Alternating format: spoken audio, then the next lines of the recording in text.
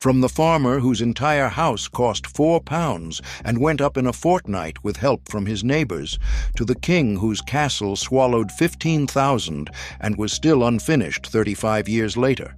This is how medieval people built without a single power tool. Start at the bottom, with the building most people actually lived in. A peasant house in England is a cruck frame. You find oak trees with a natural curve, split each one down the middle, and you've got two mirrored blades. Stand them up, lean them together into an A, peg them at the top, and repeat down the length of the building.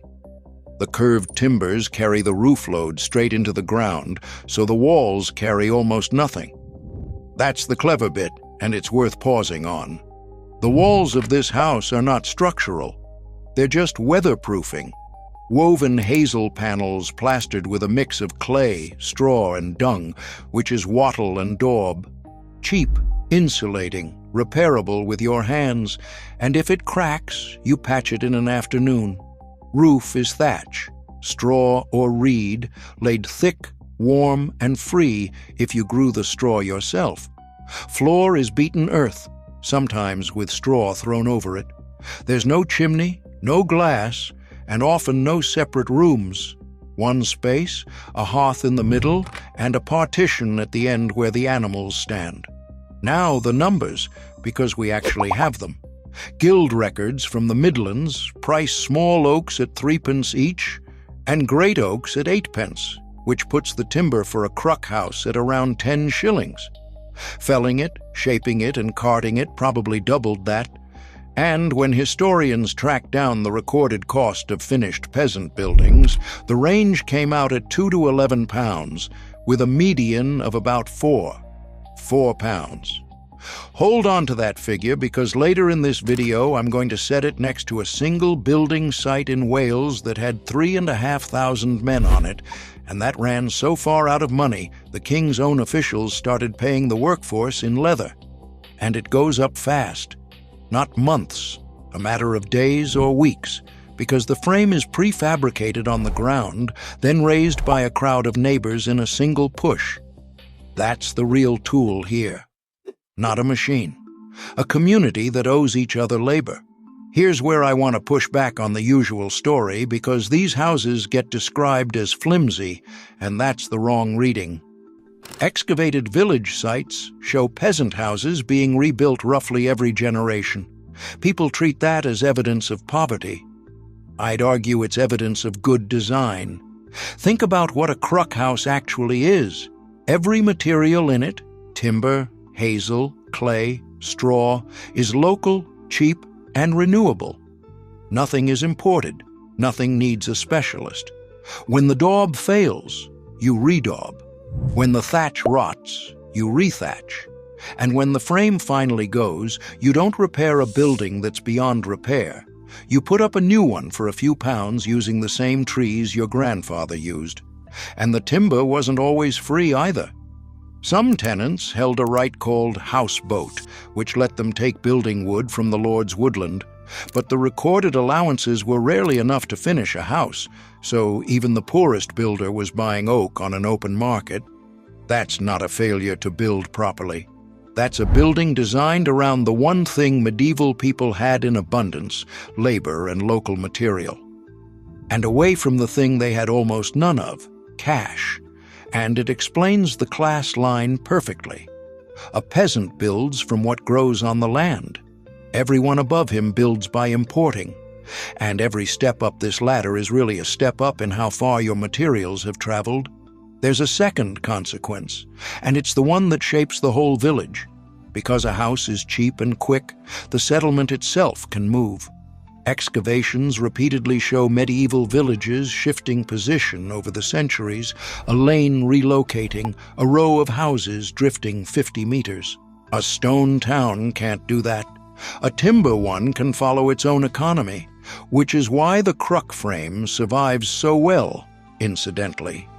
Dendrochronology on surviving cruck buildings dated nearly all of the sampled ones to a 300-year window from the 1260s to the 1550s, ordinary houses still standing 7 centuries later. Go up a rung and the material stays wood. but everything about how it's used changes. A merchant's townhouse or a manor hall is a box frame, not a cruck. Squared posts, tie beams, proper joinery, mortise and tenon joints locked with oak pegs, cut so precisely that no nail is needed anywhere in the structure.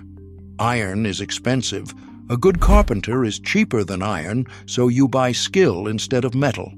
Every timber gets numbered with carpenter's marks, scribed Roman numerals you can still see in surviving roofs, because the whole frame is cut and dry-fitted in the carpenter's yard, taken apart, carted to the site, and reassembled. Medieval flat pack. The marks are the instruction manual. In towns, land is narrow and expensive, so the upper floors are jettied, pushed out over the street to buy floor area you didn't pay ground rent on. It's a tax dodge in timber. The roof changes too. Thatch burns, and by the 13th century, towns are banning it and forcing clay tile or slate. That's a real cost jump. Tiles have to be made, fired, and carted, and the roof has to be framed heavier to carry them. One more thing the middle buys: a chimney. Getting the fire off the floor and into a flue in the wall means you can put a proper upper story over the hall without filling it with smoke. A chimney doesn't just make the house pleasanter, it doubles the usable building. And this is where the money actually goes, in every building in this video. Not the material itself, the processing and moving of it. Stone in the ground is worthless.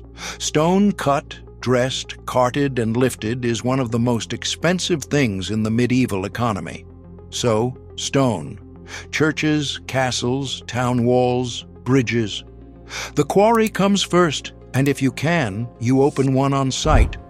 Beaumaris took its stone from quarries a few miles away at Penmon and Benthleck, because every extra mile of cartage is money-burning. Overland transport is the killer.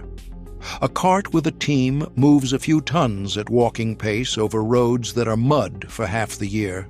Water moves it for a fraction of the cost, which is why so many great medieval buildings sit on rivers or coasts. Beaumaris was designed with its own dock, so seagoing ships could berth at the castle at high tide. That isn't decoration. That's a supply chain. Then mortar, which nobody thinks about and which everything depends on. You burn limestone in a kiln at high heat to drive off carbon dioxide, giving quicklime. You slake it with water, violently, it boils, and mix it with sand. Over months and years, it slowly reabsorbs carbon dioxide from the air and turns back into stone. That's the chemistry holding up every cathedral in Europe, and it means a masonry wall is not finished when it's built. It's still curing for years. And mortar has one other property that quietly decides the timeline of every stone building on this list. I'll come back to it at the end, because it's the real reason a castle takes 30 years instead of 5, and it has nothing to do with tools. Building a castle, therefore, means running an industrial complex on site. Quarry, lime kilns, a smithy resharpening tools constantly, a carpenter's yard, saw pits, and a small town of huts for the workforce. The smithy is worth a line on its own. Masons' chisels blunt fast on hard stone, and every tool on the site has to be repointed and retempered continuously. On a big build, the smiths aren't a support trade. They're the thing that keeps 400 cutters working, and if the iron supply stops, the whole site stops with it. Now the machines, because no power tools doesn't mean no machines. The big one is the treadwheel crane, a great wooden wheel, 10 or 15 feet across, with men walking inside it. It's a giant gear ratio. The operators are working at the wheel's rim, far from the axle the rope winds around, which multiplies their force enormously. 2 men in a treadwheel can lift loads that 50 men couldn't shift by hand. Several survive in English church towers to this day, left in place after the roof was finished.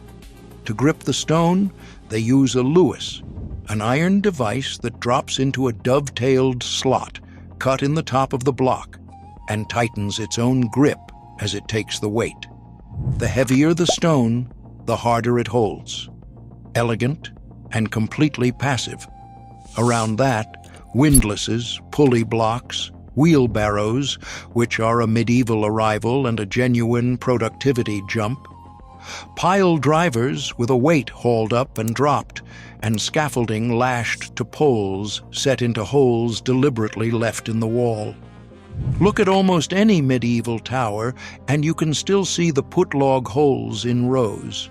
But I'd argue the most important technology on the site isn't any of that, it's geometry. There are no engineering calculations, no load tables, no drawings as we'd understand them. Instead, there's a body of proportional knowledge, set squares, templates, dividers, the rope and peg methods for laying out an arc, plus rules of thumb passed from master to apprentice about how thick a wall must be for its height. The design lives in the master mason's head and in a set of full-size wooden templates that every cutter works against.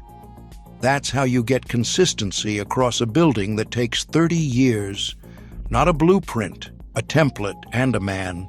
We cover stories like this every week. If you want to keep going deeper, subscribe. So let's put that 4-pound house next to the best documented building site of the entire Middle Ages. In 1295, Edward I began Beau Maris in Angoulême, under a master mason called James of St. George, a Savoyard who had already built a string of castles across Wales. Because the crown paid for it, the spending was recorded in the royal accounts. So, we know this site in extraordinary detail. That first summer averaged around 1,800 workmen, 450 stonemasons, and 375 quarriers, with the peak workforce reaching something like 3,500, and they were shipped in from across the kingdom.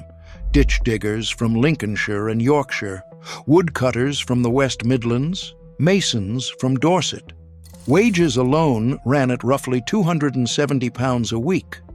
In February 1296, James wrote to the King's Exchequer to justify it, and the letter survives.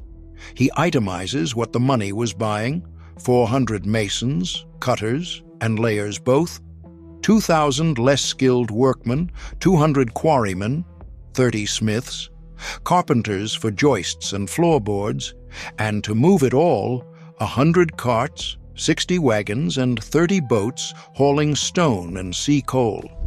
He adds that the men's pay is badly in arrears, and he's struggling to keep them because they have nothing to live on. And he ends by begging the Exchequer to hurry, or everything done so far is wasted. It didn't hurry.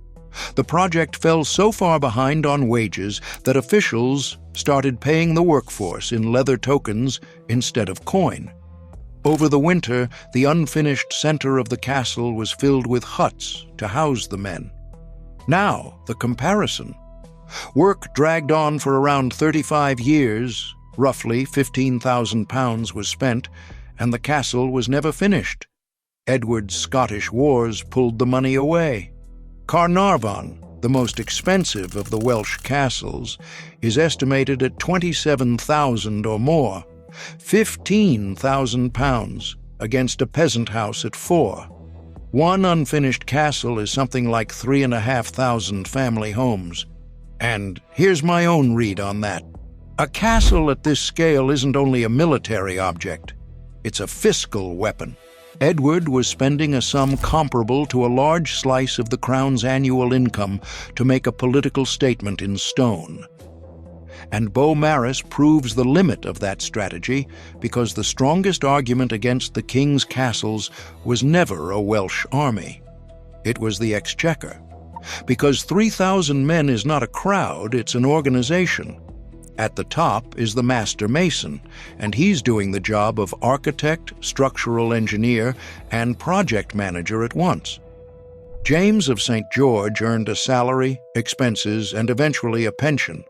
The medieval world understood exactly how rare that skill set was. Below him, the trade splits sharply. Freestone masons, Freemasons, cut the fine dressed detail, window tracery, arch voussoirs, moldings. Rough masons lay the bulk walling. Layers set the stone the cutters shaped.